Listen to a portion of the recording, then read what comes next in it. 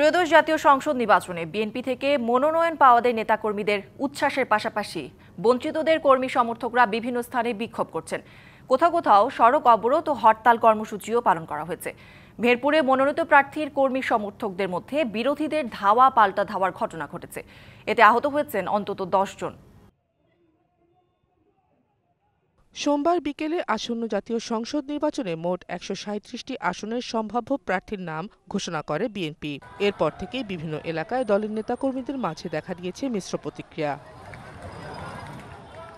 মঙ্গলবার সকালে মেহেরপুর ২ আসনে মনোনীত প্রার্থী আমজাদ হোসেনের নির্বাচনী কার্যালয়ে হামলার ঘটনা ঘটে। বঞ্চিত জাবেদ মাসুদ মিল্টনের নেতাকর্মীদের মধ্যে ধাওয়া পাল্টা ধাওয়া হয়। এতে অন্তত 10 জন আহত হন। যার নেতৃত্বে ঘটাইছেন তারা কাণ্ডজ্ঞানহীন রাজনৈতিক মানুষ না। আপনারা এখন মানুষ প্রত্যাশা করে জাবেদ মাসুদ মিল্টন মনোনয়ন পাবে।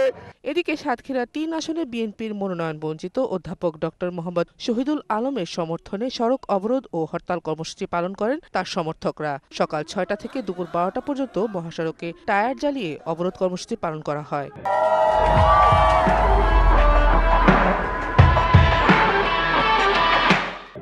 বিগত ১৭ বছর কাজী আলাউদ্দিন সাহেবকে আমরা কোনোদিন দেখিনি। যদি আমাদের শহীদুল আলমকে নমিনেশন না দেওয়া হয়, বিএনপির অনেক নেতা আছে, আমরা একদিনে ইস্তফা জমা দেব।